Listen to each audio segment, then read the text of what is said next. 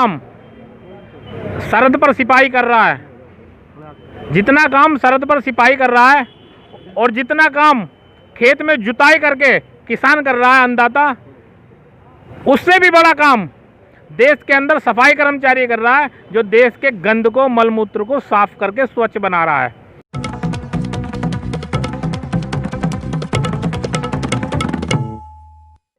किसान बैठे हुए हैं अपनी बातों को लेकर, अपनी मांगों को लेकर, अपने हक के लिए।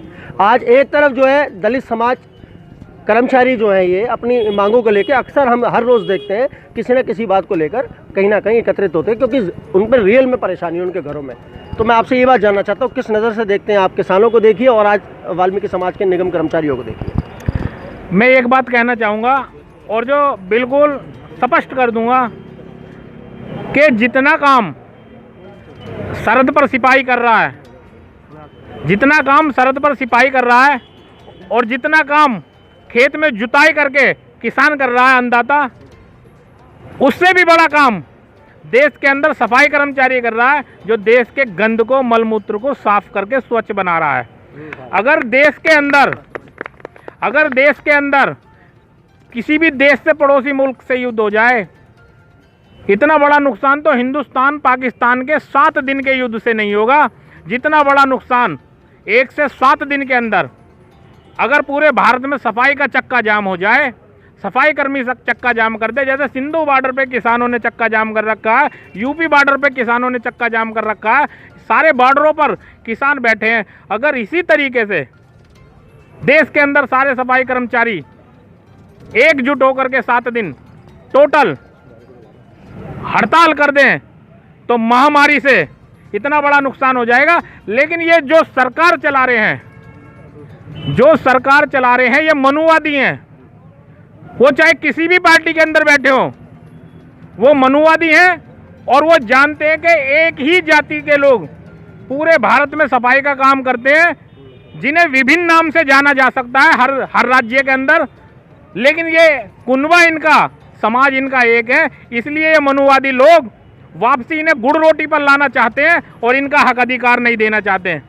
लेकिन एक आवाज़ बहुत जल्दी दिल्ली से उठने वाली है और वो यहीं से उठेगी और वो आग बन के उठेगी। जैसे किसानों ने सिंधु बॉर्डर पर, यूपी बॉर्डर पर अपनी आवाज़ उठाई है पूरे भारत के अंदर, ऐसे ही पूरे भारत के अंदर सफाई के चक्के के आवाज़ उठेगी और दिल्ली से उठेगी और ये कह देंगे कि 1 से 7 दिन हम लोग पूरे भारत के अंदर सफाई का काम नहीं करेंगे। और जो लोग ये कहते हैं कि ये कुछ नहीं करते, उस टाइम उन्हें पता लग जाएगा कि ये क्या करते हैं।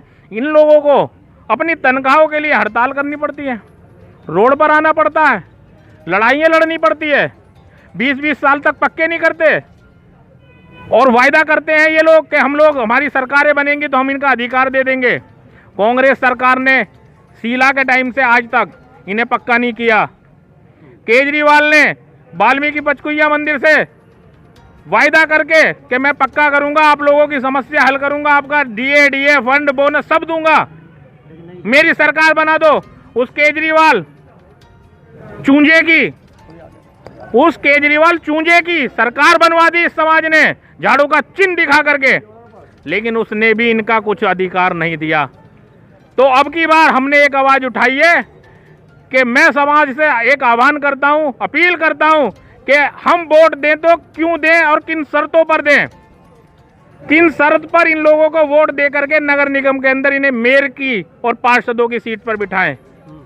जो लोग समाज के किसी भी पार्टी में काम कर रहे हैं, वो लोग उनसे पूछें कि इस समाज को दिया क्या है।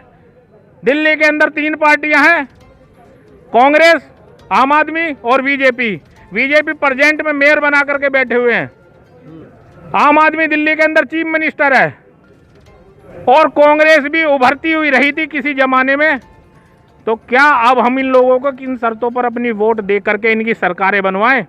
ये लोग पिछले 15 से 20 सालों से जूझते आ रहे हैं। तो हमने अब की बार एक आवाज़ लगाई है, अगर इनकी समस्या हल करोगे तो वोट है, नहीं तो अब की बार वोट बहिष्कार, अब की बार वोट बहिष्कार। आपने देखा जिस तरह से वोट बहिष्कार के नारे लग रहे हैं दिल्ली सरकार के लिए और बाकी सभी सरकारों के लिए।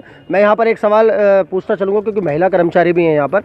मैं आपसे एक बात जानना चाहता हूँ। जिस तरह से देखिए आज सैलरी नहीं पहुँच रही है आपके घरों तक, घरों की रसोई की क्या व्यवस्था है वो आप सही बता पाएंगे, क्या बताएंगे? तो एक कि जब पैसा ही नहीं होगा तो रसोई की क्या व्यवस्था होगी?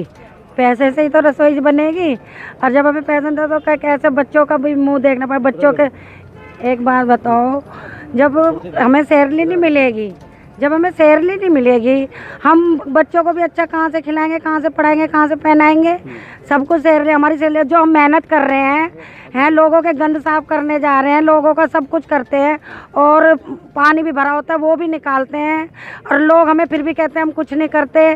तो ये बात है, अब अगर हमारी वो नहीं होगी ना मांग पूरी, कच्चों को पक्का कराने की भी, एरियल बोनस भी, तनख्वाह भी, ये तो हमारी मेहनत की तनख्वाह भी नहीं दे रहे ढंग से, उसमें भी हमें भीख की तरह मांगनी पड़ रही है।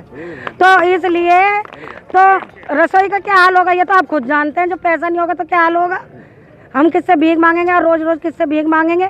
और जिससे भी हम मांगेंगे उसे देना नहीं है, उसे भी तो हम अपनी तनख्वाह के भरोसे से ही देंगे कि हमारी तनख्वाह मिलेगी जब देंगे। तो ये बताओ कहाँ जाएंगे हम? ये कहीं ना कहीं एक बड़ी बात है यहाँ पर। तो दोस्तों अगले मुद्दे के साथ, इसी बात के साथ आगे आप सब दोबारा मुलाकात होगी। जय हिंद, जय भारत।